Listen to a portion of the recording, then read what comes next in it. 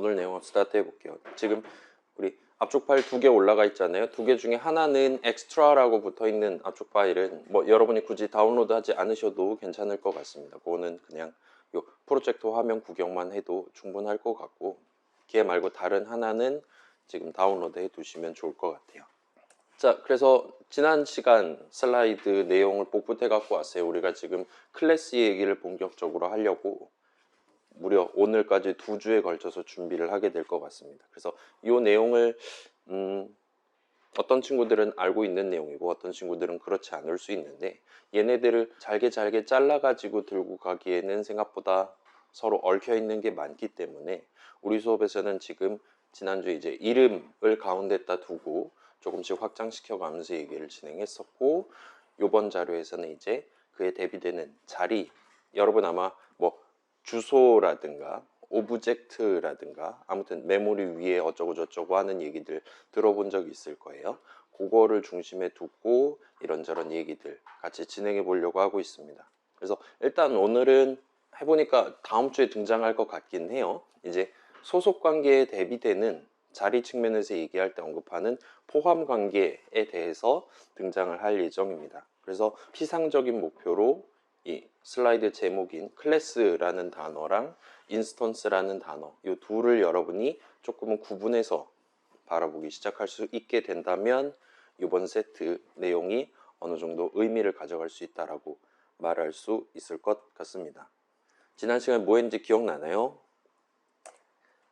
이럴 때 안 난다고 하는 게 낫겠죠. 그래서 지난 시간 내용 슬쩍 들고 와 봤어요. 자, 우리 4가지를 살펴봤었습니다. 자바 동네 포함해서 프로그래밍 동네에서 새로운 이름을 도입할 때, 난 요번에 요 이름을 데이터 이름으로서 쓰겠다, 아니면 코드 이름으로서 쓰겠다, 아니면 형식 이름 타입 네임으로 쓰겠다, 그것도 저것도 아니면 단순히 소속 관계를 구성하기 위한 이름으로서 도입해서 쓰겠다 라고 말할 수가 있습니다. 그래도 다행스럽게도 자바 동네에서는 이 4가지를 칼같이 구분을 해서 쓰려고 노력을 하는 편이기는 해요. 그래서 우리 데이터 이름 하면 뭐 인트 넘버 세미콜론 같이 선언을 적음으로써 도입을 할 수 있었죠. 그 다음에 자바 동네에서 코드 이름이라 하면 기본적으로 메서드 이름, 여러분 메서드 정의 적을 수 있겠죠. 그 다음에 클래스 정의 역시나 적을 수 있습니다. 그렇기는 한데 이제 자바 동네 형식 2가지 있다라는 거 우리 살펴봤었죠. 그래서 딱 8가지, 자바 17 버전의 8가지로 미리 마련되어 있는 프리미티브 형식들이 존재했어요. 인트니 등등등. 그거 외에는 전부 다 레퍼런스 형식이다 라고 얘기를 했었습니다. 그 다음에 우리 뭐 java.util. 어쩌고 저쩌고, java.io. 등등등 에서 나오는 자바라든가 util 같은 것들은 막 쌀가마니 같은 아이콘으로 튀어나왔었죠. 걔네들은 소속 관계를 구성하기 위한 이름으로서, 걔네들은 데이터 이름도 아니고 코드 이름도 아니고 타입 네임도 아니에요. 단순히 소속 관계를 구성하기 위한 이름으로서 자바 동네에서 쓰이고 있다 살펴봤었습니다. 자, 그렇기는 한데 우리 이미 구경해 봤듯이 시스템이라든가 이너라든가 이런 클래스 이름, 타입 네임들도 소속 관계를 구성할 수 있어요. 이너 소속 넘버, 이너 소속 텍스트 같은 것들이 얼마든지 성립할 수는 있습니다. 그래서 이 4가지 구분은 의도에 따른 구분이라 봐주시면 좋을 것 같고, 그나마 자바는 잘 구분해서 쓰고 있는데 뭐 C++라든가 파이썬이라든가 이런 데서는 어떤 이름 처음에 숫자 3 담아놨다가 나중에 함수 프린트 같은 거 담아놨다가 나중에 인트 같은 거 담았다든가 지 맘대로 쓸 수 있는 동네란 말이에요.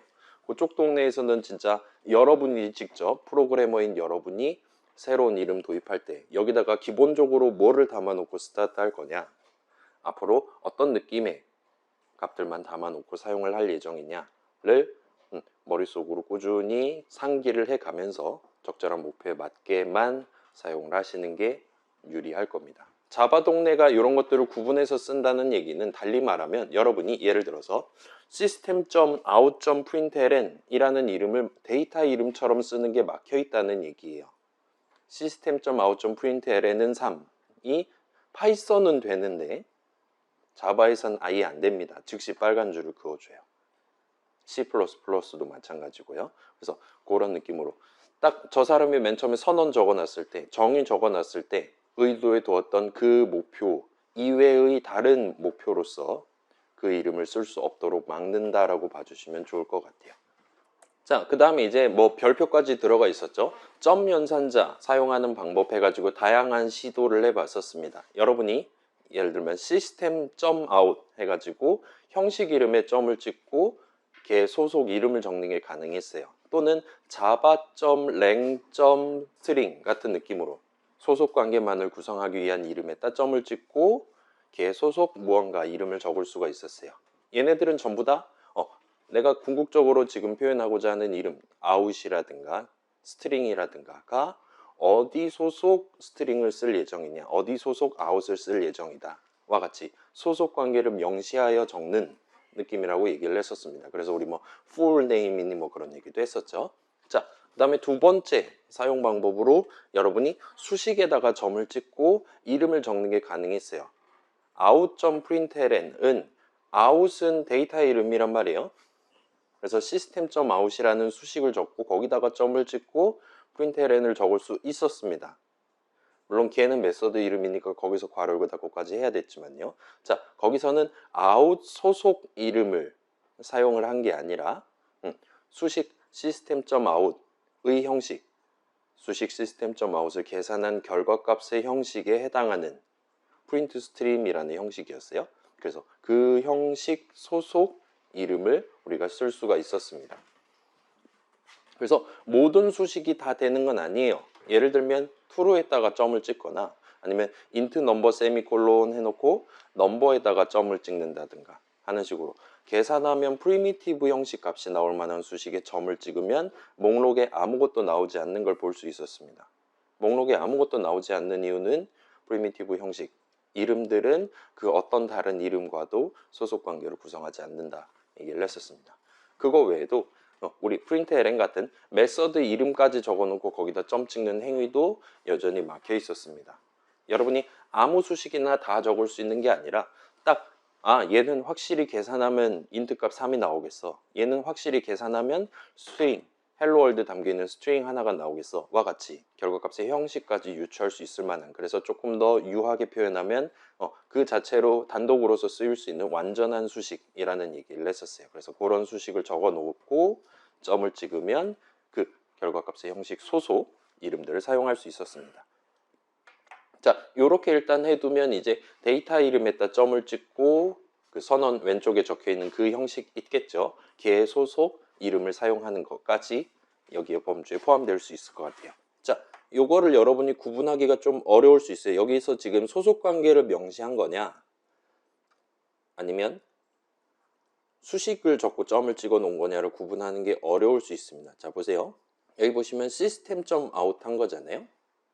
그러면 시스템은 타입네임이고 타입네임에다가 점을 찍고 시스템 소속 이름을 적은 셈입니다. 여러분 그거 알죠? 그 막 예를 들어서 저만 칠게요. 넘버는 3이 가능하고 넘버는 3 더하기 5가 가능하고 3 더하기 5 곱하기 8 같은 게 가능하잖아요. 자, 지금 보시면 이 능수식 계산하면 넘버에 뭐가 담기게 되나요? 그렇죠? 초등학교 때 배운 규칙에 따라서 곱셈을 먼저 하죠. 따라서 3 더하기 40이 돼서 43을 담게 될 겁니다. 근데 이 자리에서 여러분의 목표가 곱셈보다 덧셈을 더 먼저 하고 싶다 할 때 우리가 이 수식을 적을 때 괄호를 치는 게 가능하죠.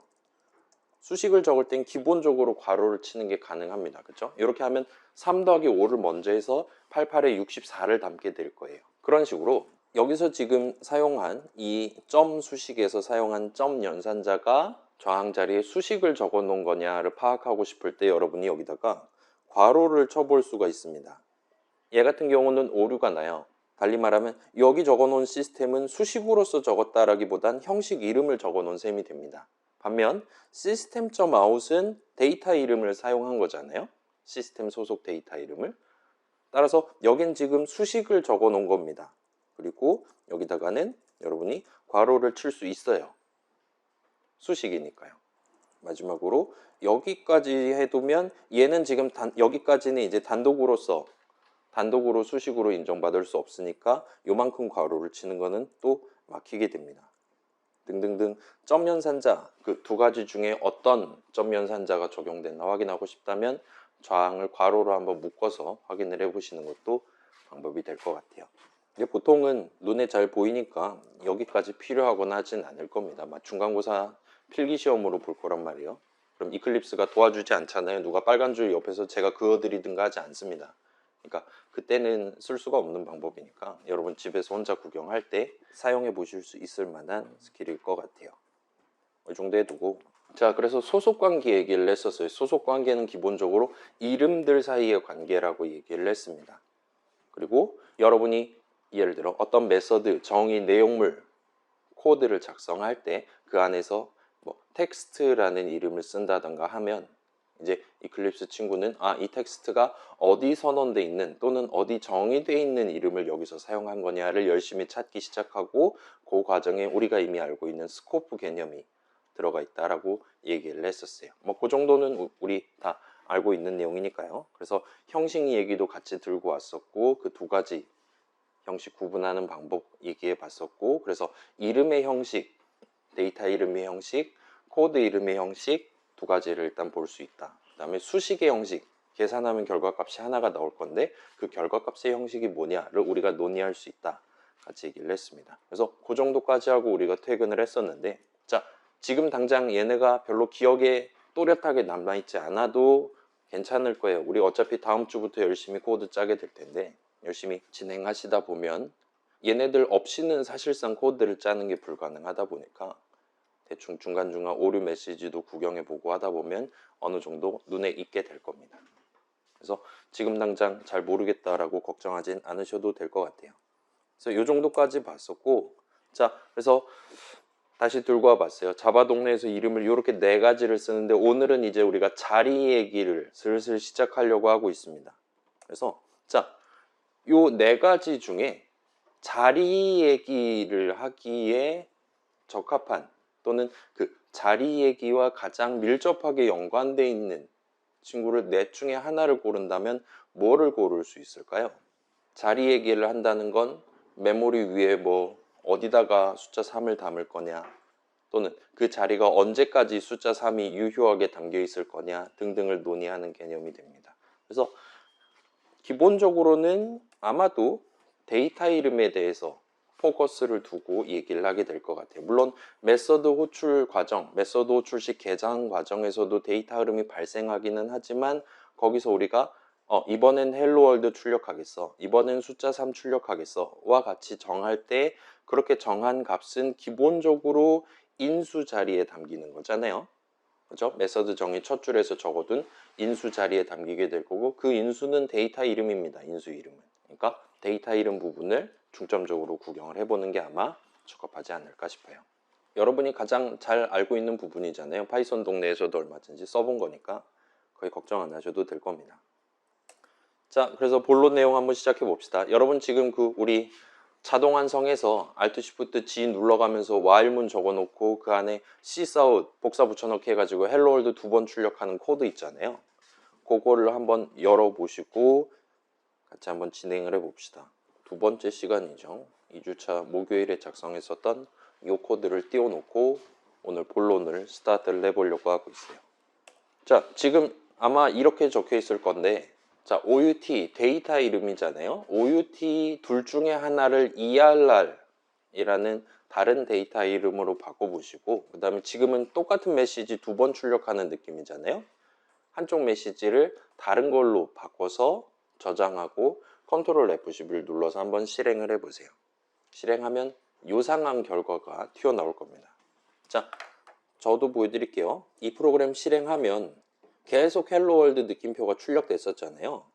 네, 저는 지금 둘 다 아웃을 쓴 상태에서 시스템.out을 쓴 상태에서 한쪽만 안녕하세요 같은 느낌으로 한국말과 영어를 번갈아 가면서 출력하는 느낌으로 일단 적어놓고 한번 실행해 볼게요. 자, 이렇게 적어놨다면 우리 순차 분기 반복이 잘 적용돼 있는 한 이 프로그램은 꾸준히 헬로 월드 출력하고 안녕하세요 출력하고를 반복할 겁니다. 우리가 코드를 그렇게 적어놨으니까요. 단 한 번의 예외도 없이 무조건 헬로 컴마 띄고 월드 느낌표를 출력한, 달리 말하면 이 문장을 실행한 이후에나 이 문장을 실행하게 될 거기 때문에 항상 헬로 월드 안녕하세요, 헬로 월드 안녕하세요와 같이 출력을 하게 될 거예요. 그런데 여기서 여러분이 out.println을 하는 게 아니라 err.println을 하도록 만들면 얘기가 달라집니다. 여러분도 아마 지금 그렇게 보일 거예요. 실행해 볼게요. 실행하면 얘는 지금 뭔가 지금 잘못된 걸 볼 수 있어요. 시뻘갰다가 새까맸다가 아니면 왔다 갔다 할 때도 있긴 한데, 보시면 가끔은 이렇게 한 번씩 제 컴퓨터는 좀 느리니까 이렇게 얘기를 할 때도 있는데, 두 번 말하고 한 번 말하고 한 번 말하고 두 번 말하고, 여기서는 지금 헬로 월드만 말하다가 안녕하세요만 말하다가 지금 강제 종료를 당한 것 같은 느낌입니다. 여러분 컴퓨터도 마찬가지일 거예요. 자, 일단 err 점 해가지고 프린tln을 했더니 걔는 까만색이 아니라 빨간색으로 지금 나오고 있는 것 같고, 두 번째로 내가 분명히 문장을 이 다음에 얘를 실행하도록 적어놨음에도 불구하고 출력 결과 순서가 요상하게 지금 튀어나오는 걸 보실 수가 있습니다. 그걸 어떻게 해서 우리가 발생시켰냐? 원래 메서드 호출식에 적혀 있었던 점 왼쪽에 적혀 있었던 데이터 이름을 다른 거를 적었을 뿐인데, 이런 서로 다른 실행 양상이 발생한 걸 보실 수가 있어요. 자, 일단 지금 그 메서드 호출식에 적혀 있는 다른 두 이름, 시스템이랑 println은 위에 버전이나 아래 버전이나 둘 다 동일한 이름을 사용한 게 맞습니다. 시스템이야 뭐 둘 다 동일한 시스템일 거고요. println도 마우스 갖다 대시면 둘 다 첫 줄이 완전히 똑같이 생긴 걸 볼 수 있을 거예요. 자, 이거는 뭐 여러분 바로 확인하실 수 있으니까 앞에서는 안 하고 바로 넘어갈게요. 일단 그거는 사실입니다. 지금 println이라는 이름이 동등한 이름으로서 사용된 이유를 물어본다면 수식 system.out을 계산한 결과값 내지는 데이터 이름 out의 형식이랑 err의 형식이 동일한 형식이기 때문이다 라고 말할 수 있어요. 마우스 갖다 대면 둘 다 print stream 형식이다 라고 여러분들한테 얘기를 할 겁니다. 따라서 그 둘 중에 뭘 쓰시든 점을 찍으면 프린트 스트림 소속 이름을 사용하는 셈이 되는 거예요. 자, 여기서 동일한 메서드 이름을 사용했다라는 건, 그에 대한 호출식을 계산한다라는 건 어딘가에 있을 동일한 println에 대한 메서드 정의 내용물 문장들을 실행하고 있다는 얘기가 됩니다. 괜찮아요? 어딘가에 println에 대한 메서드 정의 누군가 적어놨어요. 영어로 설명까지 해가지고 동일한 문장들을 실행하고 있다라고 우리가 얘기를 할 수가 있어요. 근데 그럼에도 불구하고 저 두 메서드 호출식, 저 두 수식문의 실행 양상은 서로 다르게 나타나는 걸 보실 수 있습니다. 그리고 메시지가 다른 건 인수가 다르니까 그렇다 칩시다. 근데 여기선 지금 색상이 다르게 나오고 있어요. 한쪽은 까망색, 한쪽은 빨간색으로 지금 나오고 있습니다. 이 부분이 중요해요. 자, 왜 이런 차이를 발생시킬 수 있었냐라 물어보면, 일단 시스템이라는 이름, println이라는 이름은 완전히 똑같단 말이에요. 그렇기 때문에 out를 쓸 때랑 err를 쓸 때 각각에 대해서 차이가 발생했다라고 말할 수밖에 없는 상황입니다. 달리 말하면 out랑 err 형식은 완전히 똑같아요. 마치 int 넘버 세미콜론, int 넘버 2 세미콜론 하듯이 넘버랑 넘버 2는 형식은 동일하지만 거기에 담겨 있는 값은 얼마든지 서로 다를 수 있는 거잖아요. out에 담겨 있는, 예를 들면 색상이라는 필드가 있을 때 거기에는 지금 까망색이 담겨 있고 err에는 빨강색이라고 담겨 있어서 그 서로 다른 데이터로 인해 동일한 코드를 실행함에도 출력 결과가 다르게 나온다라고 우리가 얘기를 할 수가 있을 겁니다. 괜찮아요? 프로그램 데이터랑 코드밖에 없어요. 여러분이 이전과는 다른 실행을 해보고 싶다. 여러분한테 주어진 방법은 두 가지밖에 없습니다. 이전이랑 다른 데이터를 집어넣는 거랑 문장 내용물을 바꿔가지고 다시 한번 실행하는 거랑 두 가지밖에 없어요. 그래서 동일한 프로그램을 실행한다, 코드를 한 줄도 안 고친다 할 때 이전이랑 다른 실행을 야기하려면 여러분은 키보드 입력을 이전이랑 다르게 해서 집어넣거나 하는 방법밖에 없게 되는 거죠, 그때는.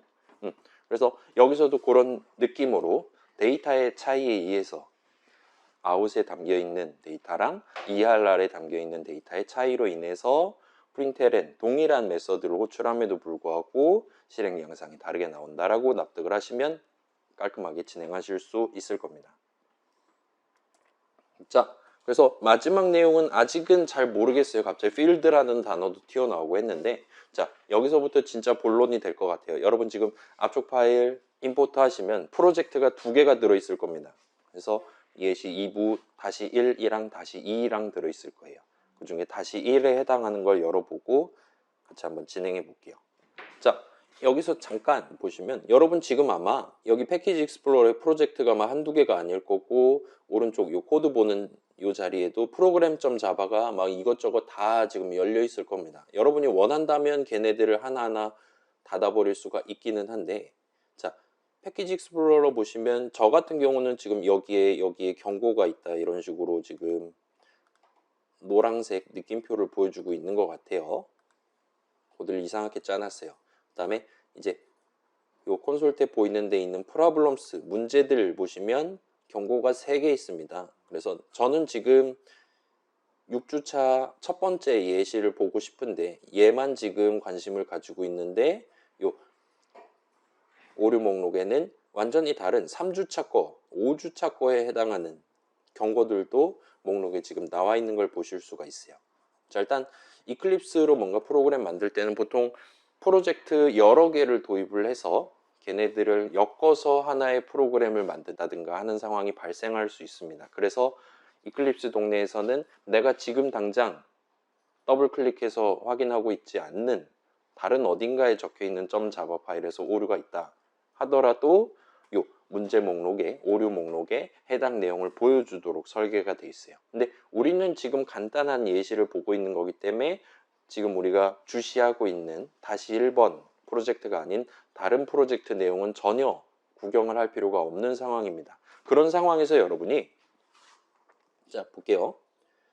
요 지금 패키지 익스플로러의 다양한 프로젝트들이 폴더 느낌으로 아이콘 해서 지금 열려 있잖아요.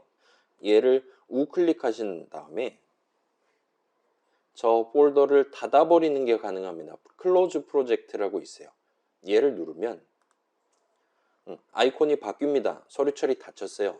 이런 느낌으로 여러분이 지금 당장 볼 필요는 없는 프로젝트들에 대해서 닫기를 누를 수가 있습니다. 그렇게 닫으면 예를 들어서, 자, 지금 5주차의 프로그램.자바가 여기 열려 있지만 그 프로젝트를 통째로 닫아버리면 알아서 사라지는 걸 보실 수 있어요.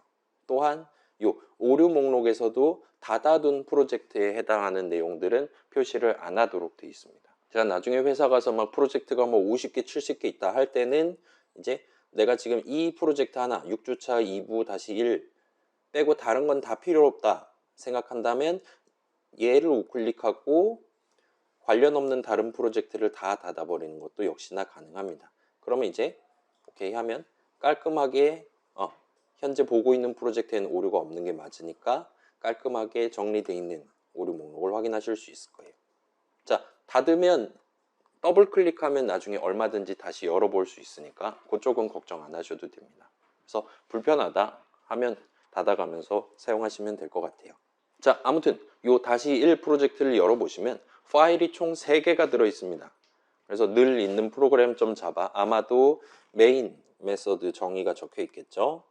이런 친구가 하나 있고, 여긴 지금 우리가 이미 알고 있는 선언 하나랑 는수식 달려있는 수식문 하나랑 그 다음에 sysout 해가지고 넘버값 출력하는 메서드 출식 적혀있는 수식문 하나가 적혀 있어요. 얘는 일단 내비두시고, 자, 여러분이 자바 프로그램 만들 때 얼마든지 .java 파일을 여러 개를 도입을 해서 하나의 프로그램을 만들 수 있습니다. 여긴 그래서 .java 파일을 총 3개를 만들어 놨어요.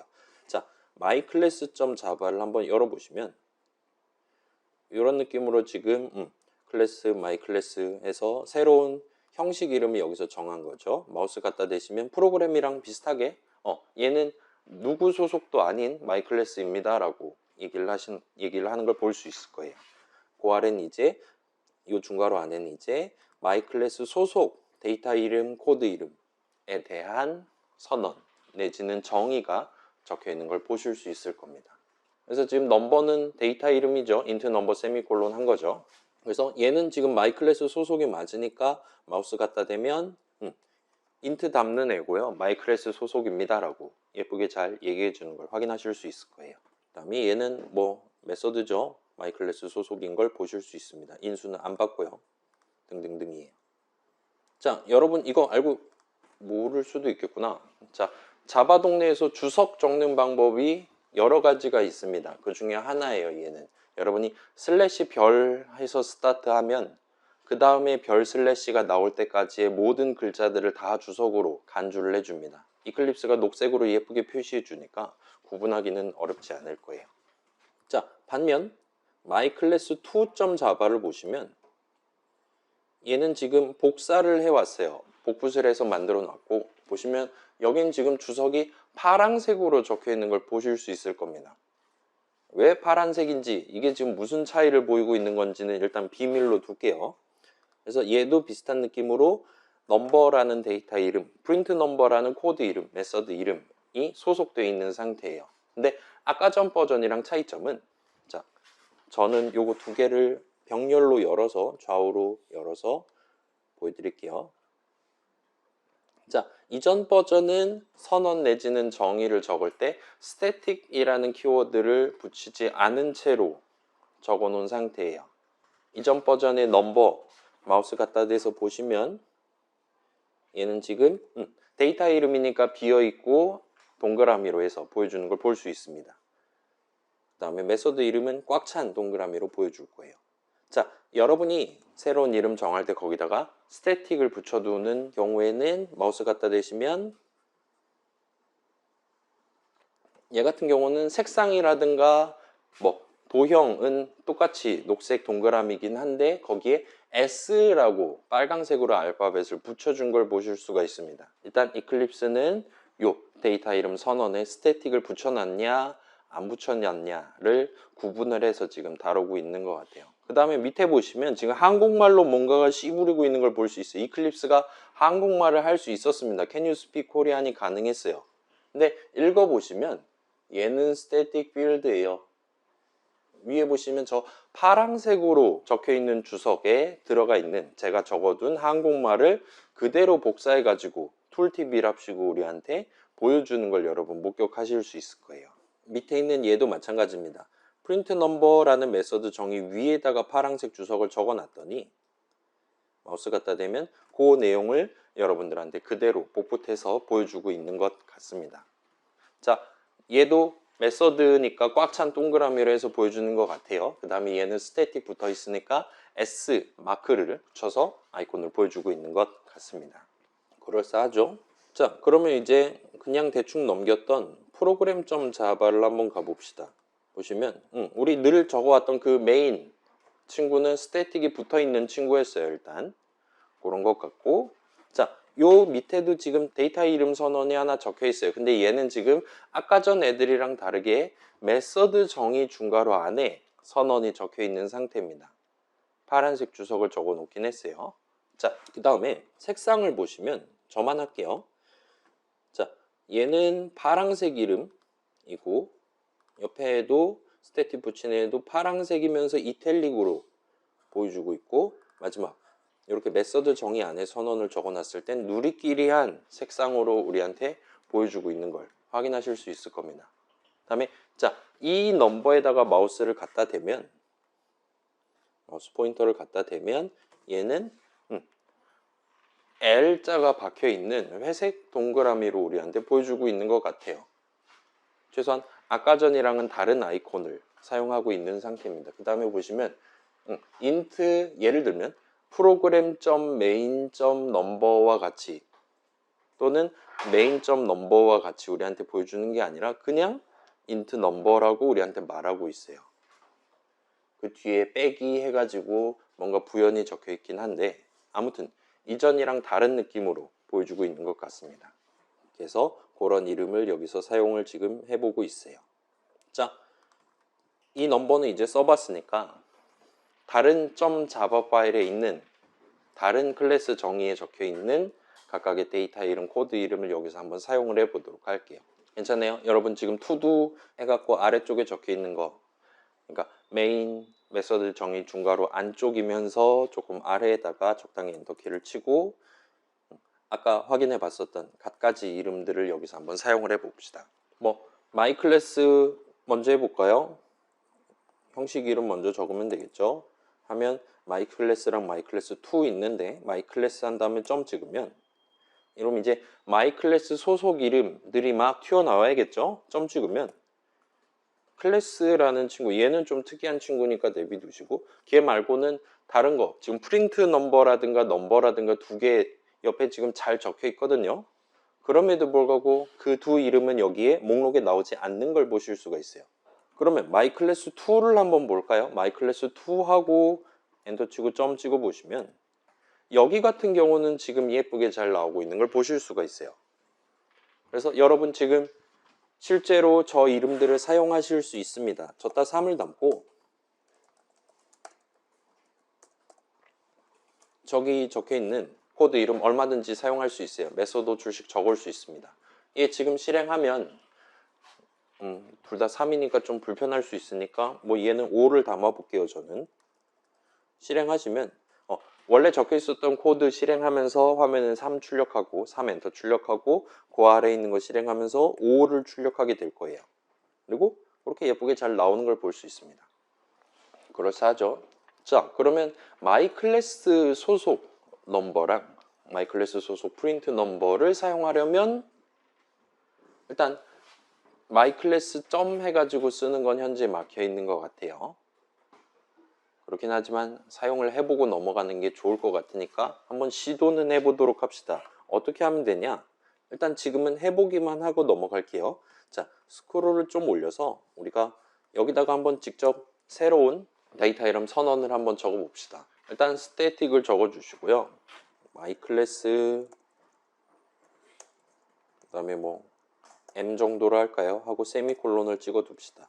그럼 이제 프로그램 소속 새로운 이름 M을 도입을 한 거죠. 걔는 마이 클래스 형식 값을 하나를 담거나 담겨 있는 걸 꺼내서 쓸 수 있는 데이터 이름입니다. 그래서 쟤를 이제 들고 와서 M 한 다음에 점을 찍으면 여기서는 또 막 나와요. 근데 여기서는 지금 보면 일단 넘버 잘 나옵니다. 그다음 밑에 훑어보면 프린트 넘버도 지금 잘 들어가 있어요. 근데 우리가 직접 정한 게 아닌 요상한 이름들도 막 튀어나오는 걸 볼 수 있습니다. 뭐 get class니 뭐 notify니 뭐 그런 알림 기능도 있나 봐요. wait도 있네요. 기다려 달래요. 와 같은 것들도 지금 적혀 있는 걸 보실 수가 있어요. 뭐 그렇긴 하지만 여러분은 넘버 한 다음에 7을 담거나 프린트 넘버로 호출하는 게 가능합니다. 우리 지금 점 연산자의 두 번째 사용법을 쓴 거죠. 계산하면 마이 클래스 나올 만한 수식을 적고 걷다 점을 찍어 봤어요. 그래서 이렇게 적고 실행을 하시면 이제 357 예쁘게 나오면 성공인 거죠. 대실패를 하는 걸 보실 수 있어요. 빨강색 메시지가 튀어나옵니다. 그래서 보시면 뭐 영어로 설명 나오죠. 뭐 메인, 뭐 cannot assign 어쩌고 저쩌고 한 다음에 at 해가지고 program.main 해서 링크가 지금 박혀 있는 걸 보실 수 있어요. 자, 보시면 괄호 열고 program.java 아마도 24번째 줄에 문제가 있는 것 같다라고 우리한테 얘기를 하는 것 같습니다. 여러분이 원한다면 이걸 클릭을 하시면 이클립스가 그 코드 부분을 보여줄 거예요. 지금 m.number는 7 하다가 터졌어요. 프로그램이 강제 종료됐습니다. 그래서 일단은 이대로 그냥 실행하면 문제가 발생하는 것 같아요.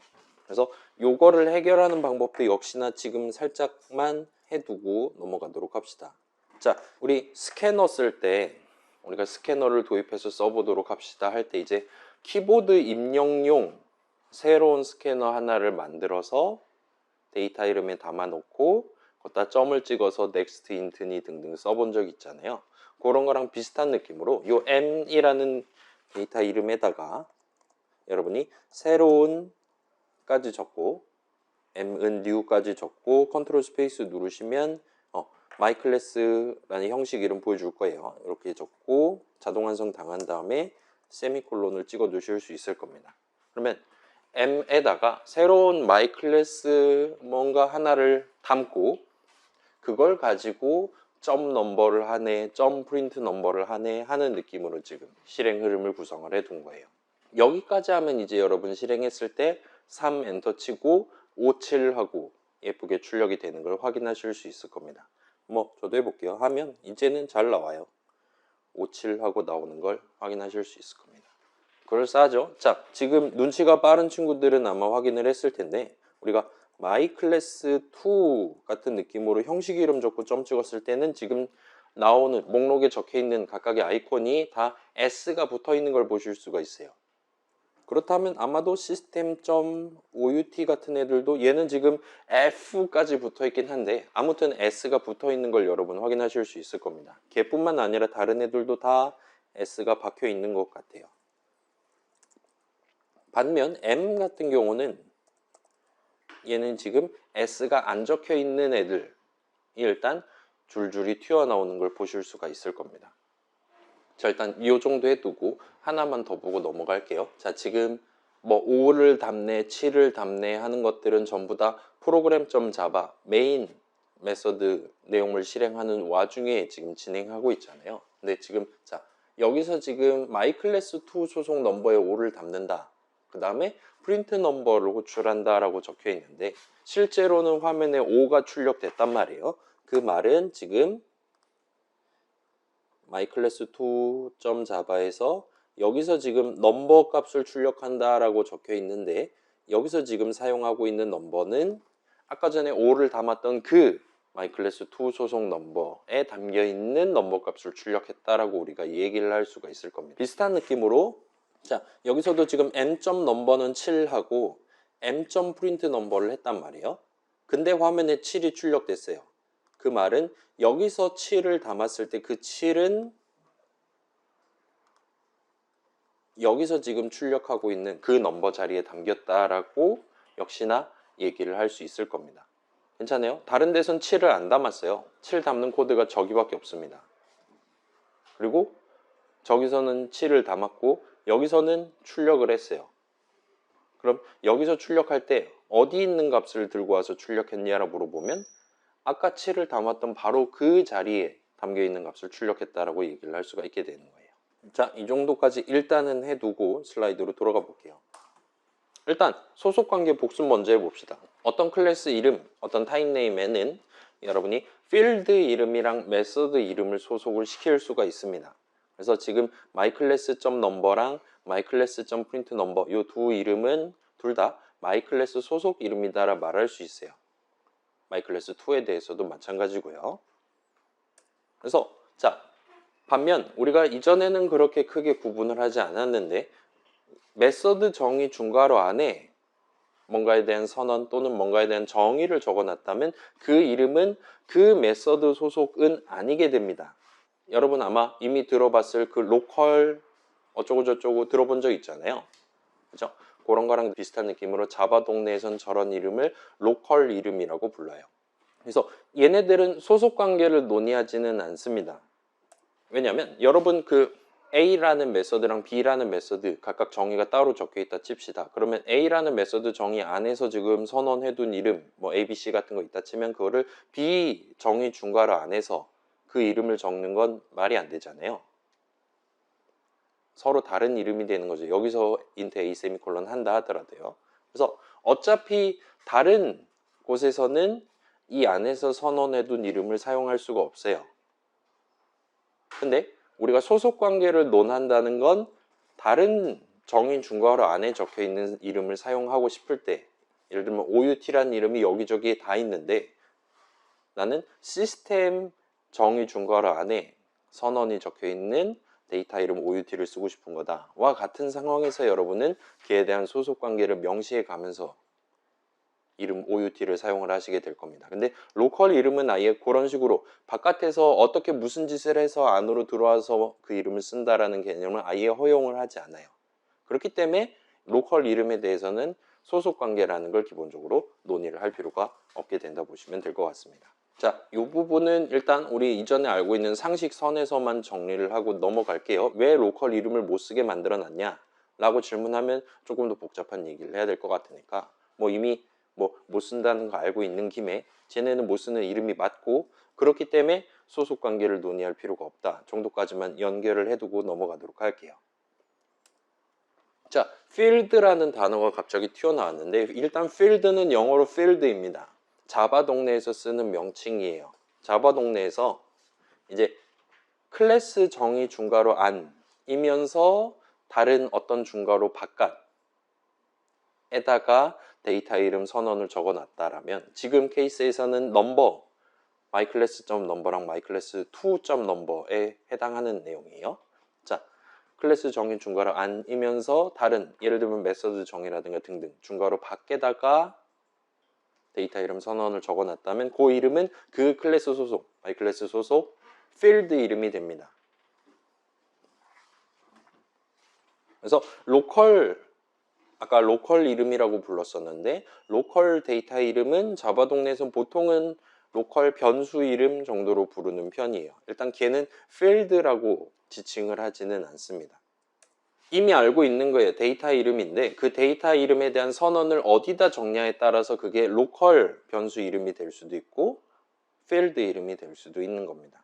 아무튼 뭔가가 필드다 아니면 여러분이 새로운 필드에 대한 선언을 적고 싶다 라면 그냥 이전에 써왔던 방식 그대로 형식 적고 새로운 이름 적고 필요하다면 는 해가지고 처음에 뭐를 담아 놓을 거냐 지정하고 세미콜론을 찍으시면 돼요. 그리고 어떤 인트 형식이라 가정을 합시다. 그 인트 형식 데이터 이름이 필드 이름이냐 로컬 변수 이름이냐랑 무관하게 그 이름을 실질적으로 사용하는 방법, 자 로컬 변수라 칩시다. int 넘버 세미콜론을 사용하는 방법 두 가지 있었잖아요. 기본적으로 넘버는 3 해서 새로운 값을 담거나 또는 그냥 넘버 적으면서 담겨있는 값을 사용하거나 보통 두 가지 데이터 이름 관점에서의 중요한 방법을 가지고 있었어요. 자, 로컬 변수는 그런 쓰임새를 가지고 있고 근데 그게 로컬 이름이 아니라 필드 이름이었다 하더라도 실질적인 사용 방법, 사용의 가능성은 일말의 차이를 보이지 않습니다. 여전히 여러분은 myClass2.number에다가 3을 담거나 5를 담거나 할 수 있고 지금은 해보지 않았지만 그걸 직접 여러분이 출력을 하는 게 가능해요. program.java에서 sysout 한 다음에 myClass2.number 해갖고 내가 직접 출력할 수도 있는 겁니다. 그냥 다른 일반적인 우리가 이전에 봤던 int 변수 사용하듯이요. 근데 지금 여기서는 .java 파일 두 개를 만들어 놓고 복붙을 한 다음에 한쪽에만 스태틱을 붙여준 상태예요. 여러분이 원한다면 필드 선언 내지는 메서드 정의 첫 줄에 적당한 자리에 적당히 왼쪽에 스태틱 키워드를 붙여둘 수가 있습니다. 만약에 그렇게 적어놨다면 여기서 지금 선언하는 필드는 스태틱 필드가 돼요. 메서드는 스태틱 메서드가 됩니다. 자, 안 붙여놨다면 어떻게 되냐? 안 붙여놓는 경우에는 일단 우리 수업에서는 non-static field, non-static method라고 부르도록 할게요. 뭐 공식 설명서에서는 non 빼기 static 같이 적혀 있긴 한데 우리는 빼기 귀찮으니까 저거 없이 그냥 통짜 단어로 지칭을 하도록 하겠습니다. 그래서 지금 여기는 잠시 코드로 돌아가서 라고 돼 있긴 한데 아까 우리 같이 진행해 봤으니까 그 정도만 기억해 두고 다음으로 넘어가도 될 것 같아요. 뭐 한 30분쯤에 쉽시다. 이따가 여러분 힘들다 싶으면 저한테 얘기를 해주세요. 괜찮습니까 여러분? 선언을 어디다 정냐에 따라 걔가 로컬 변수 이름이 될 수도 있고 어떤 클래스 소속 필드 이름이 될 수도 있습니다. 그렇게 필드 이름에 대한 선언을 적어놨다 치면 거기다 스태틱을 붙이냐 안 붙이냐에 따라 역시나 또 차이점이 발생할 수가 있어요. 이클립스도 지금 각각에 대해 서로 다른 아이콘으로 우리한테 지금 보여주고 있는 것 같습니다. 아까 그 로컬 변수 넘버에다가 마우스 갖다 댔을 때 다시 보여드릴게요. 여기 마우스 갖다 댔을 때 회색으로 동그라미인데 L 붙어 있는 이 L이 아마 로컬의 줄임말 같은 느낌으로 우리한테 보여주는 느낌이 되겠죠? 그 정도로 봐주시면 좋을 것 같아요. non-static 버전, 스태틱이 안 붙어 있었던 버전, 필드 내지는 메서드를 여러분이 쓰고 싶다 라면 기본적으로 계산하면 그 필드 또는 그 메서드가 직접 소속돼 있는 형식 값이 나오는 수식을 적고 걷다가 점을 찍은 다음에 그 이름을 사용하실 수가 있어요.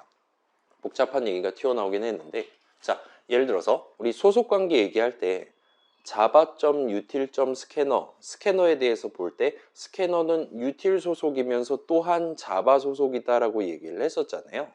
근데 요 지금 non-static 이름을 사용하는 요 예시에서는 갑자기 직접 소속돼 있는 이라는 표현이 등장을 했습니다. 여기서 직접 소속돼 있다라는 건, 자, 스캐너를 예시로 들면 스캐너는 util에 직접적으로 소속돼 있지만 자바에는 직접적으로 소속돼 있지 않은 거예요.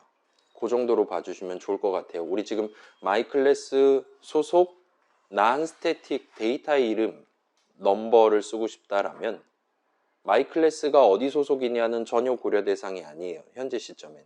오로지 계산하면 그 넘버가 직접 소속돼 있는 myClass 형식 값이 나오는 수식을 적을 수가 있어야 됩니다. 걔가 막 뭐 program.myClass.number라 하더라도 여러분이 계산하면 갑자기 프로그램 형식 값이 나오는 수식에 점을 찍는다 그래서 그 넘버라는 이름을 쓸 수 있게 되는 건 아니라는 겁니다.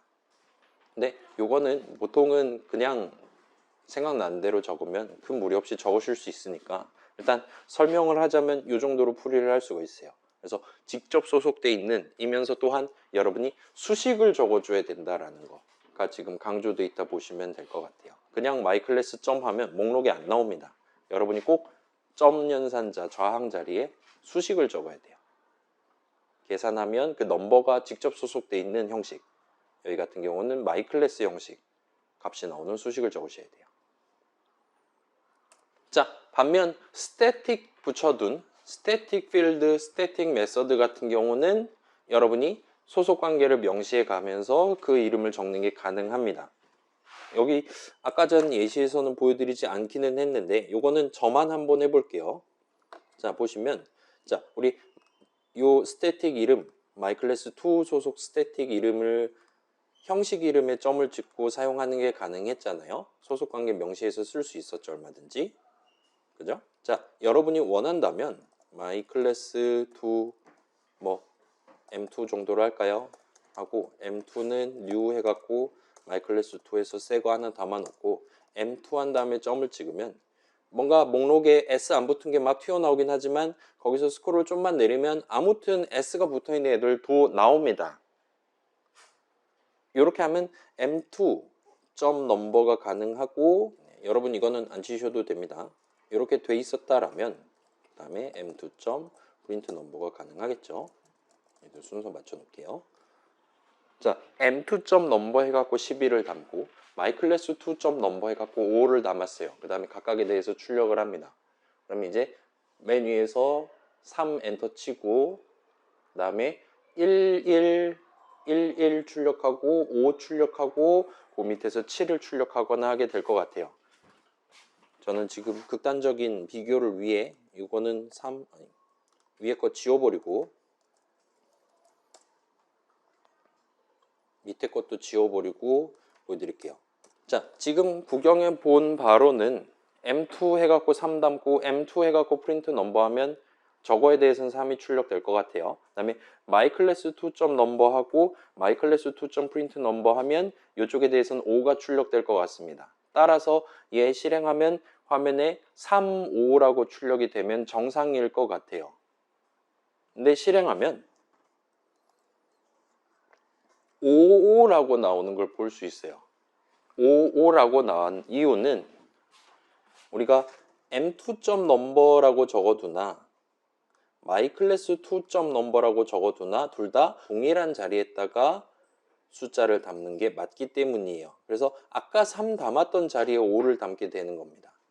그 다음에 m2.printNumber를 하나 myClass2.printNumber를 하나 그 동일한 자리에 있는 값을 들고 와서 출력을 하는 셈이에요. 따라서 지금은 거기에 한때는 3이 담겨 있었지만 지금은 5가 담겨 있단 말이에요. 따라서 5를 출력한다를 2번 한 셈이 돼버리는 겁니다.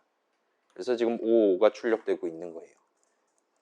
지금 우연이 아니라 7을 했다면 7, 7이 출력될 겁니다.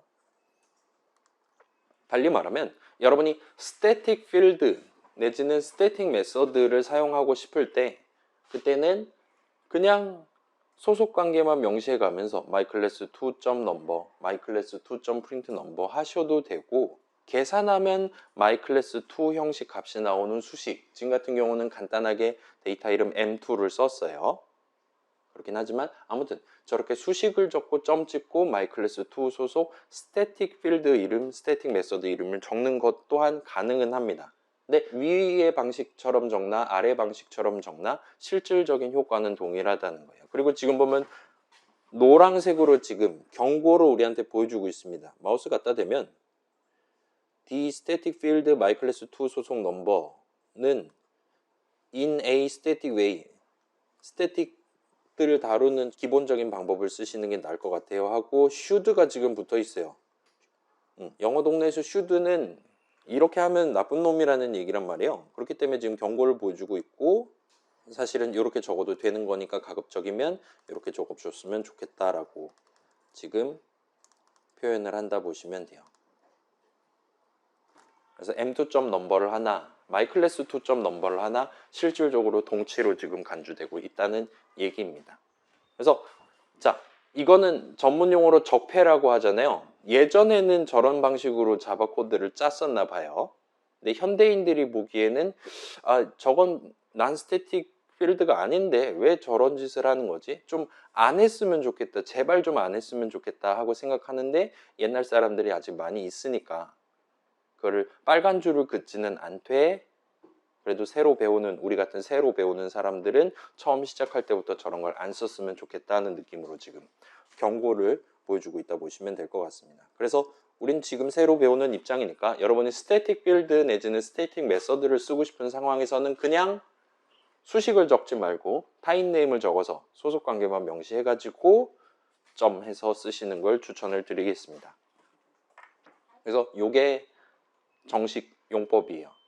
스태틱 이름을 쓰는 용법이에요. 자, 그 다음에 아까 계속 구경했듯이 이클립스는 요 세 가지 스태틱이 붙어 있는 거, 스태틱이 붙어 있지 않는 거, 그리고 아예 논외로 치는 로컬 이름들을 서로 다른 아이콘으로 구분해서 보여주고 있는 것 같습니다.